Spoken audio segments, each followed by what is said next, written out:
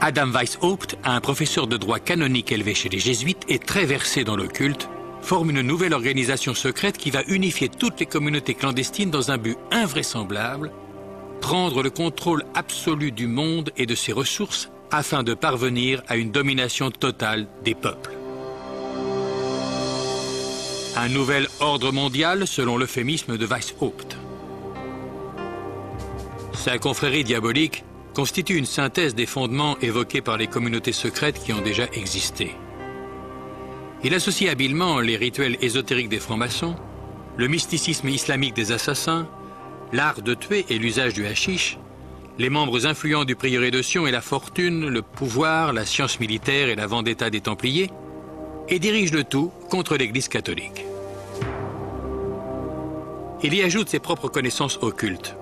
Pour fonder sa communauté, il ne choisit pas le 1er mai par hasard. C'est une date importante dans le calendrier satanique. Le groupe est baptisé Illuminati, soit inspiration intellectuelle pour la version officielle. Mais en privé, Weishaupt déclare lui-même que le terme est dérivé de Lucifer et signifie « porteur de la lumière ». Le sceau officiel est une pyramide mystique tronquée, coiffée d'un œil dont les rayons lumineux se propagent dans toutes les directions. L'œil symbolise la connaissance de la confrérie d'illuminés qui règne au-dessus du monde.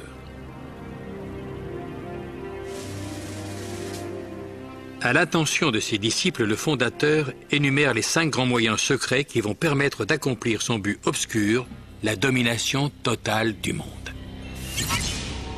1.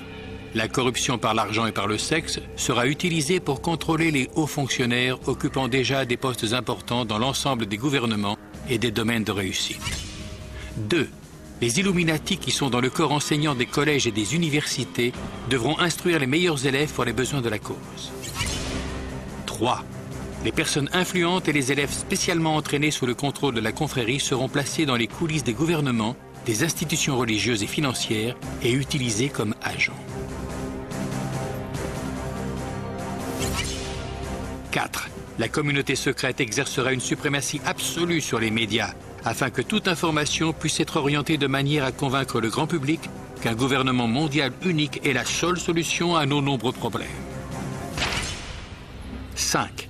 La phase finale de l'opération utilisera toutes les forces en place afin de lancer des coups d'État militaires destinés à renverser tout gouvernement hostile et à mettre le monde sous le joug d'un gouvernement global contrôlé par les Illuminati.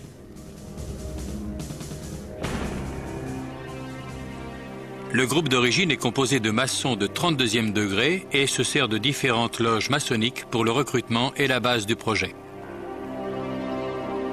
Le franc-maçon de plus haut rang à être recruté est le baron Knigge, un aristocrate du nord de l'Allemagne également connu sous le nom d'Adolphe Francis. Il joue un rôle majeur sur le front maçonnique européen. Les Illuminati sont extrêmement secrets, dissimulant leurs groupes et leurs identités derrière des pseudonymes classiques. Ainsi, Weishaupt est Spartacus et Knigge Philo. Le quartier général s'appelle Éleusis, l'Autriche est désignée comme l'Égypte. Même les dates sont cryptographiées. Sous la conduite de Knigge, les rangs des Illuminati atteignent plus de 3000 hommes.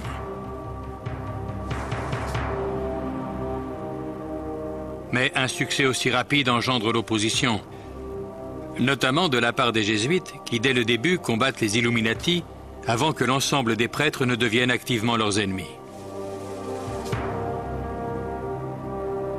Dès lors, l'Église catholique mène l'offensive contre la confrérie secrète. L'opposition grandit au point que le gouverneur de Bavière déclare dans un édit de 1784 que les Illuminati représentent une conspiration hors la loi.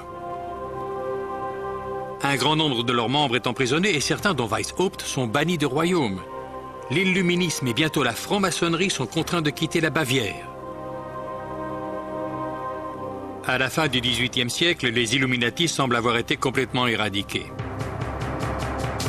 Mais la disparition de la confrérie secrète, tout comme celles qui l'ont précédée, n'est qu'une apparence. Elle n'a fait que passer dans la clandestinité en prenant le soin d'ajouter un article de plus à sa liste de sombres objectifs, celui d'infiltrer et de faire tomber la religion catholique. Lorsqu'on observe le monde d'aujourd'hui, que voit-on de toutes ces communautés secrètes? Les groupes maçonniques sont la communauté dominante et existent au grand jour à travers le monde. De nos jours, dans le rite américain dit d'York, le degré de chevalier du temple est le plus haut grade de la hiérarchie. Ce qui se passe dans les loges maçonniques est encore relativement secret. Seuls les dignitaires du plus haut échelon ont probablement connaissance des rituels obscurs, des objectifs et des vendettas menés contre l'Église catholique. Les francs-maçons et les templiers se sont parfaitement intégrés au sein des sociétés les plus respectées de notre monde. Dans une moindre mesure, les assassins ont fait des apparitions périodiques au cours de l'histoire. Au début du XIXe siècle, ils apparaissent en Inde sous la direction de l'Aga Khan, à qui ils attribuent des pouvoirs divins.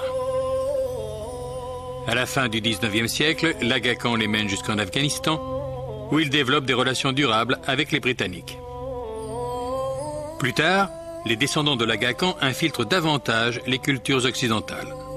Le mariage du prince Ali Aga Khan, petit-fils d'Aga Khan II, avec l'actrice américaine Rita Hayworth en est un exemple frappant.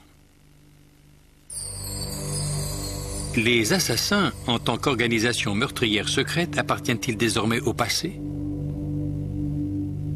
Les effusions de sang perpétrées de nos jours par les extrémistes islamiques portent à croire que les assassins sont encore bien actifs. Le prieuré de Sion est également toujours en activité de nos jours. D'ailleurs, un grand nombre de figures illustres de l'histoire y auraient servi comme grands maîtres. Certaines preuves confirment cette hypothèse. En 1975, une découverte est effectuée dans une librairie parisienne. On y trouve des parchemins désignés sous le nom de dossier Le Carré. Ces documents révèlent entre autres que Léonard de Vinci, Victor Hugo et Isaac Newton ont été des membres secrets du prieuré. Certains attribuent la création de l'Union européenne au prieuré de Sion. François Mitterrand aurait été un de ses membres, tout comme beaucoup d'autres puissants de ce monde.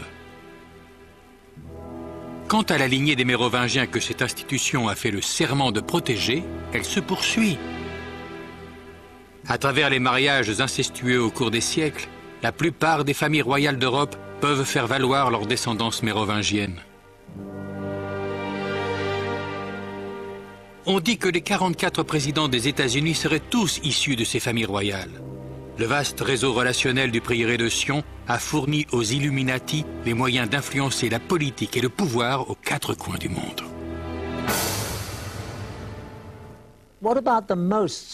Justement, qu'est-il advenu des Illuminati d'Adam Weishaupt, la plus secrète d'entre toutes ces communautés, cette confrérie qui a fait le vœu de rassembler toutes les autres pour diriger le monde? Poursuit-elle toujours son plan diabolique de domination planétaire? Nous avons découvert de nouveaux faits troublants qui révèlent que cette organisation est encore plus puissante de nos jours. L'étude d'une société top secrète se rapproche de celle des courants d'un lac. Les rides de la surface fournissent des indices sur ce qui se passe dans l'obscurité des profondeurs. Le plan d'envergure des Illuminati exige d'infiltrer les gouvernements à travers le monde. Au cours de notre vaste enquête, nous nous sommes concentrés sur une seule cible, l'ex-URSS, afin de déterminer comment elle a pu être manipulée par les Illuminati.